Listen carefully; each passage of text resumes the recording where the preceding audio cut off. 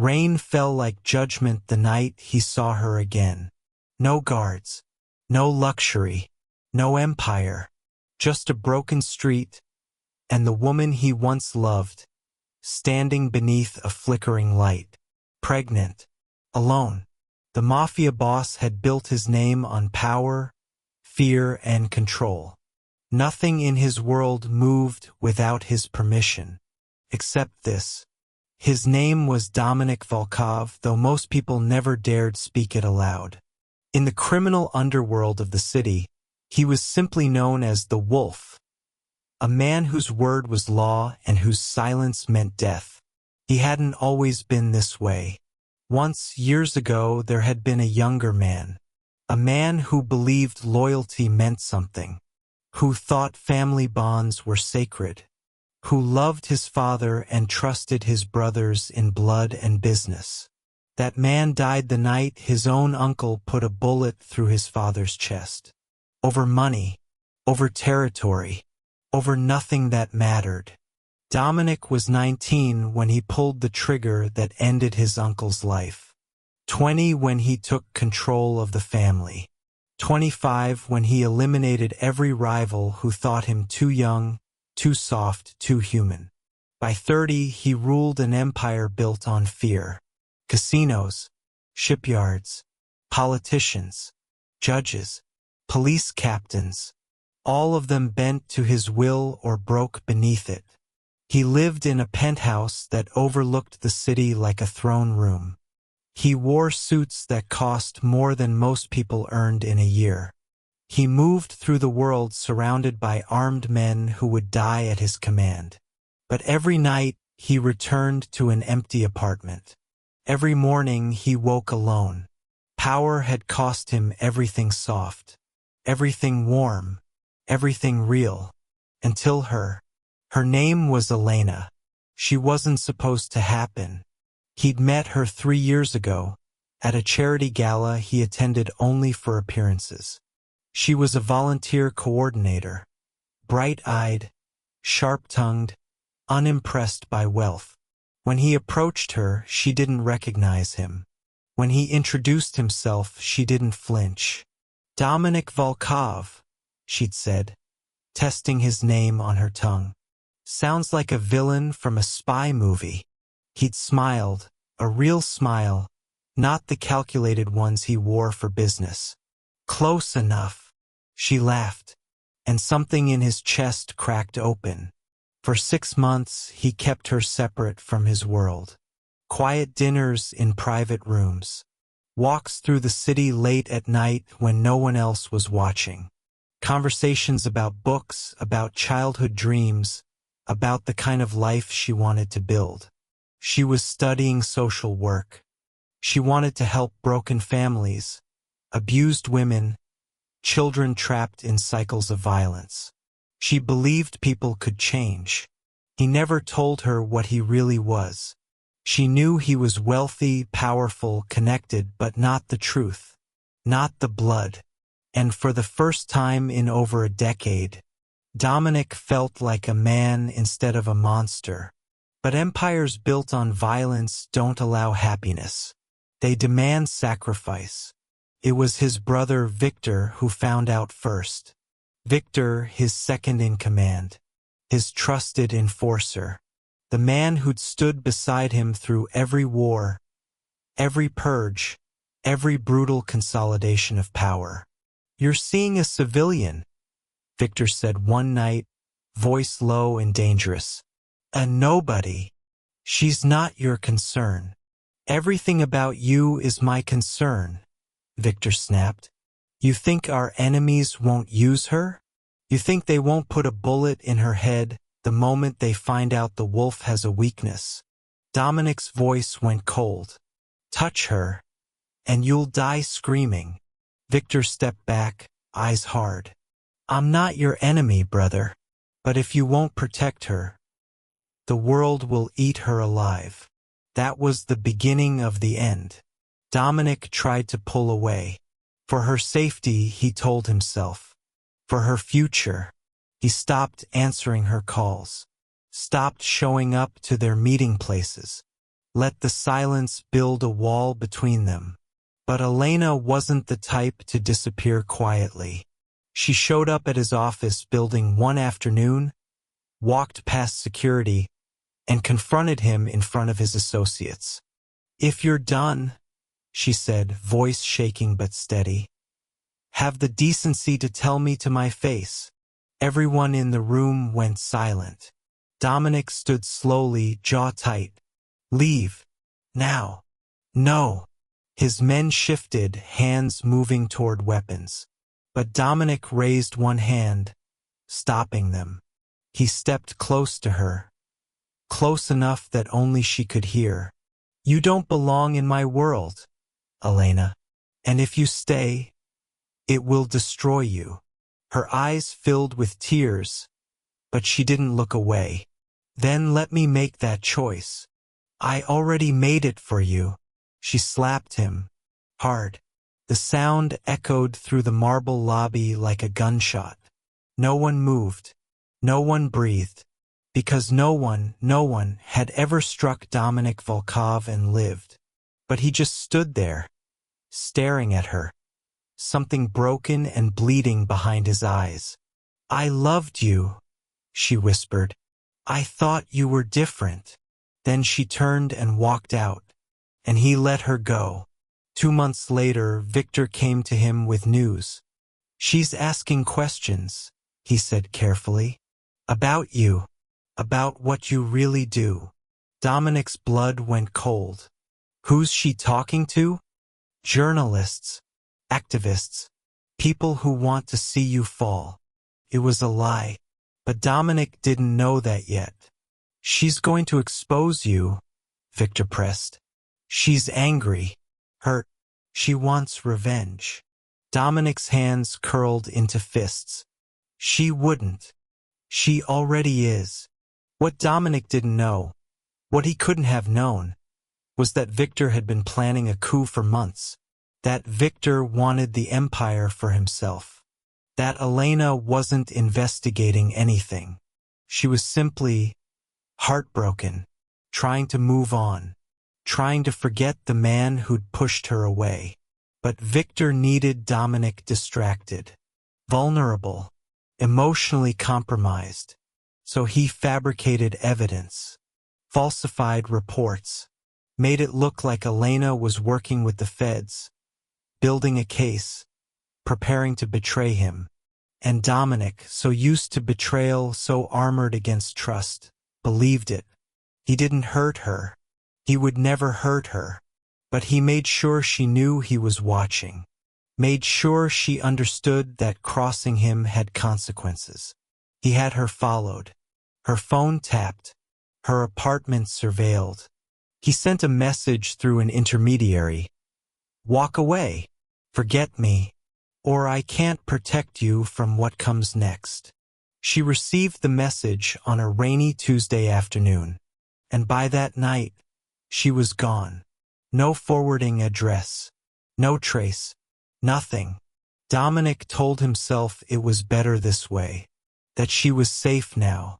That he'd saved her from his world. But every night after that, he stared at the empty space beside him and felt something he hadn't felt in years. Regret. 6 months passed. Then a year. Dominic threw himself into work. Expanded operations. Crushed rivals. Built his empire higher, colder, sharper. But the silence in his penthouse grew louder. And then one night Victor made his move. Coordinated strike. 3 of Dominic's top lieutenants killed in 1 hour. Supply lines severed. Allies turning. Victor stood in Dominic's office with a gun and a smile. "You got weak," Victor said. "The moment you let that woman into your heart, you stopped being the wolf." Dominic didn't flinch. "I trusted you. That was your second mistake." The first, Victor didn't need to say, was loving Elena. The fight was brutal. Not a gunfight. Dominic didn't give him the chance. Hand to hand. Vicious. Personal. When it was over, Victor lay on the floor, bleeding, gasping. She never betrayed you, Victor choked out, laughing bitterly. I made it all up, just to break you. Dominic's world stopped. What? She loved you, you idiot, and you threw her away for nothing. Victor died with that smile still on his face. And Dominic stood alone in the wreckage of his empire, surrounded by bodies and blood and the terrible truth. He'd destroyed the only good thing in his life. For a lie. Took him 8 months to find her. 8 months of hiring investigators, calling in favors, burning through every resource he had. She'd moved to a different city, changed her name, worked under the table at a community shelter. She didn't want to be found. But Dominic Volkov had never accepted no as an answer. He went alone. No guards. No backup. No armor. Just a man looking for the woman he'd failed. Rain fell like judgment the night he saw her again. She was standing outside a closed grocery store, hood pulled up, hands wrapped around her pregnant belly. Dominic froze. Pregnant. The word hit him like a bullet. He watched as a man shoved past her without apology. As a shopkeeper waved her away, shaking his head. As she stood there, alone in the rain, trying not to cry. She looked so tired, so worn down, so far from the bright, fierce woman he'd known. And it was his fault. He stepped forward. The air shifted.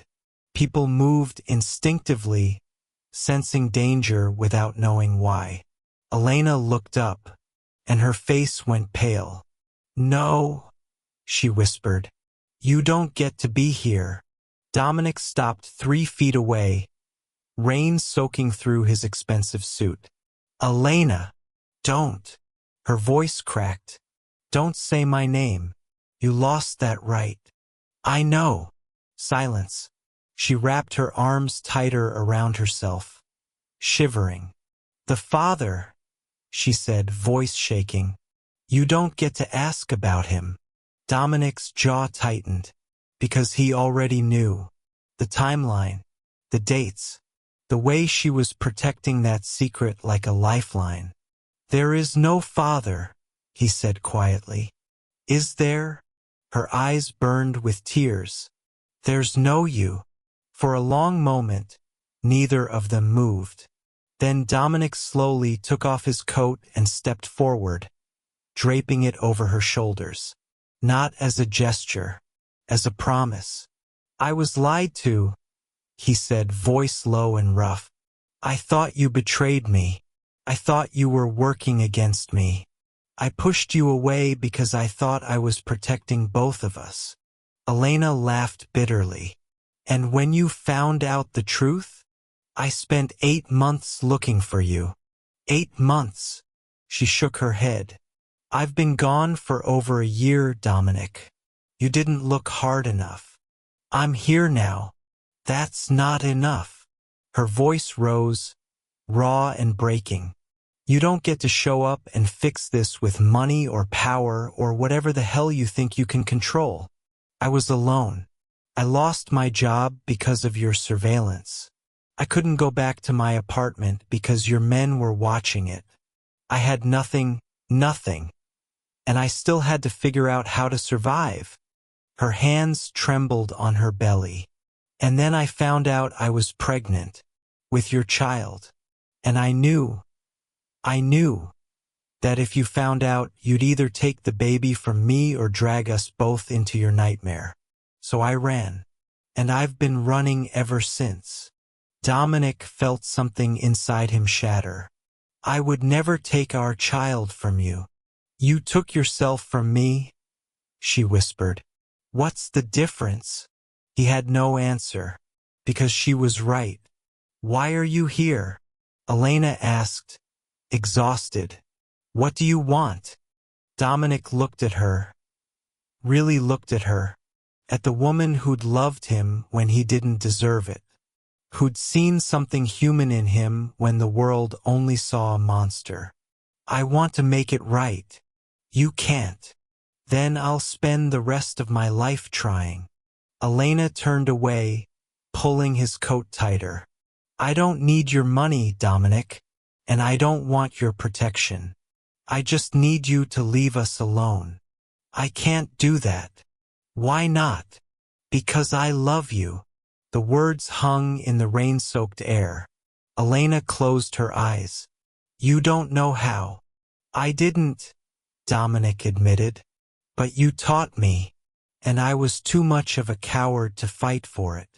He stepped closer. I'm not asking you to forgive me. I'm not asking you to come back. I'm just asking, let me help. Let me be there. Not as the man I was, but as the man I should have been from the start.